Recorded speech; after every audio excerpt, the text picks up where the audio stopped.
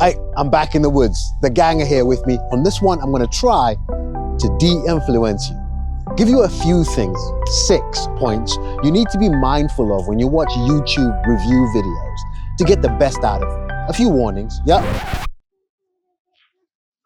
Yeah, we're gonna build a house. I just need to tell these guys what's coming up in this video. So coming up in this one, gonna go for a haircut, gonna get back home, chill a little bit, then I'll bring you back here. As I was saying, de-influencing you, 6 things you need to be aware of when you watch YouTube reviews, especially running shoe reviews. Let's go.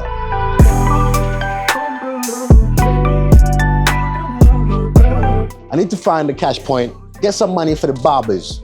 So we might as well talk about the first point.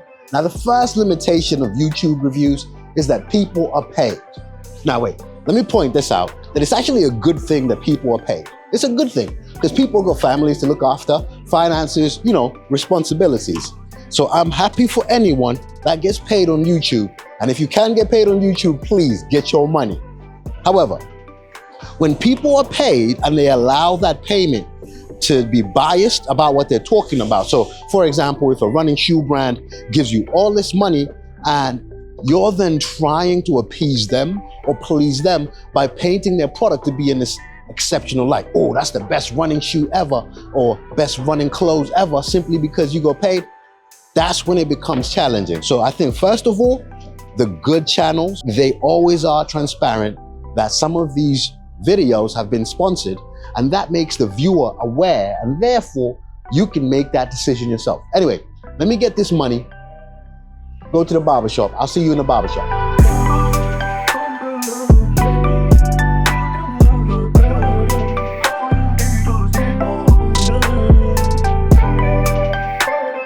All right, so reason number 2, just got done with the haircut. Red Hill Barbers sorted me out, thanks to my man Antonio. But reason number 2 is affiliations.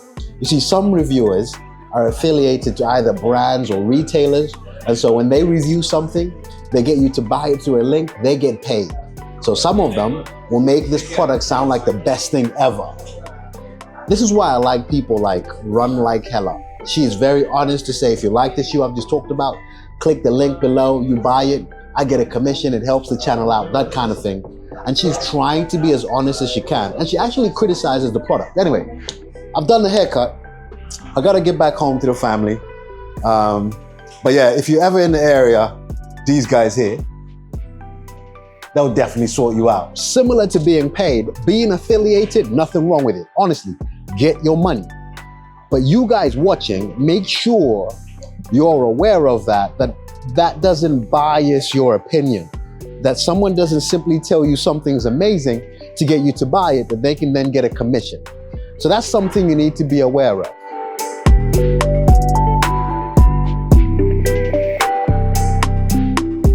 Number 3 is relatability. You see, I spend most of my time on YouTube watching running shoe reviews. And so I am mindful about who I listen to about what shoe. If I'm watching a review about a race day super shoe, I'm not gonna watch some super fast runner, because the things they're gonna criticize about that shoe, for example, the weight, because they rely on that shoe being super light and they're kicking out 3-minute 30 per K pace, 4-minute per K pace, which I will never do at a race. I'm not aiming to get to that. And so the feedback they will have for that shoe won't relate to me. It won't resonate with me because I don't do that kind of running. So it's important, therefore, make sure you have found someone that maybe has a similar build to you, that runs similar times or similar distances, and they can give you something you can relate to. This is the number 1 reason I'm adamant about continuing on YouTube, because I realize there's a lot of people that relate to me as a runner, because I'm not out here pushing the kind of paces that channels like Kofuzi, Ben is running. There's an audience for those people too, because they need someone they can relate to, and those guys do a fantastic job of serving that audience.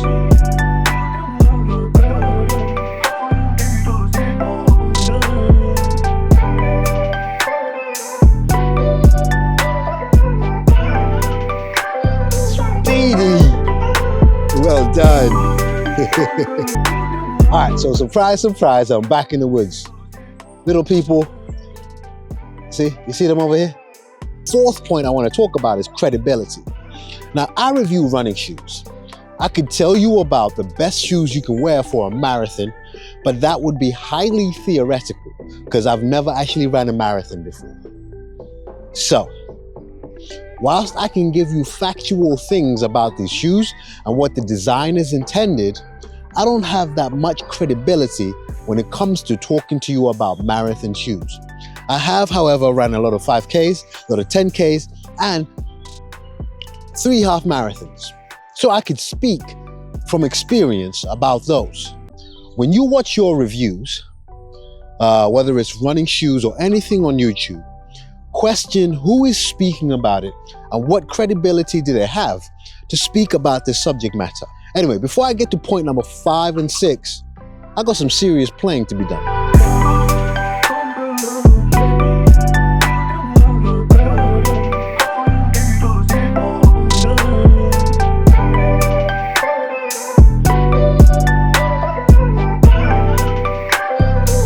Number 5, find yourself several opinions, a diverse opinion about what you're watching, what you're researching.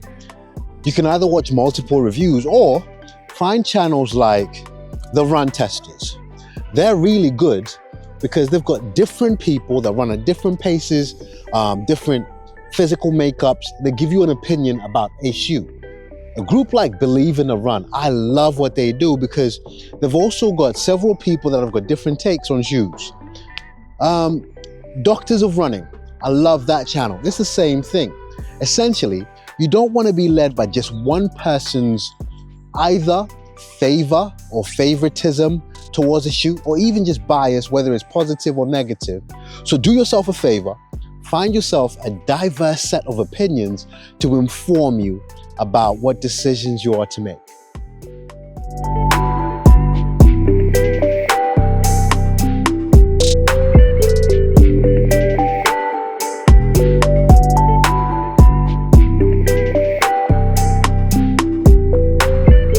Last one. Don't let anyone put wool over your eyes through production value, whizzy transitions, jokes, all this kind of stuff. I feel like I'm criticizing myself here, but I'm just being honest. Don't be fooled by the marketing. Don't be fooled by the hype and fall for what good marketing teams are doing and actually ignore the quality of the product you're looking at. Running shoes are no exception. There are some shoes that get very well marketed that actually it's the marketing that sways you towards the product as opposed to its quality. I have a good example for you. For me, On Running is one of my favorite brands. I love the shoe they've put out called the Monster. You will know about this. It was marketed as high cushion, mag stack, and the name Monster further emphasized that. And then they released the Cloud Eclipse. The Cloud Eclipse, to me, functionally, is what that marketing deserved. Is what I think should have been called the Monster. That's my opinion. But marketing, actually, let me take you with me, because these little people are wandering a bit too far. So I think for the Cloud Eclipse, the marketing that they did for the Monster really should have been for that Cloud Eclipse, because that, to me, is what they intended. Just my views.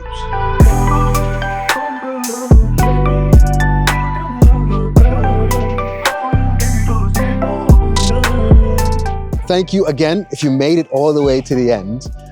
Thank you for checking this video out. It means a lot. I thought I would share with you a few insights that I've sort of gathered in the past year. I've spent a lot of time on YouTube. So if you found that useful, please do consider subscribing to the channel. It genuinely would be appreciated.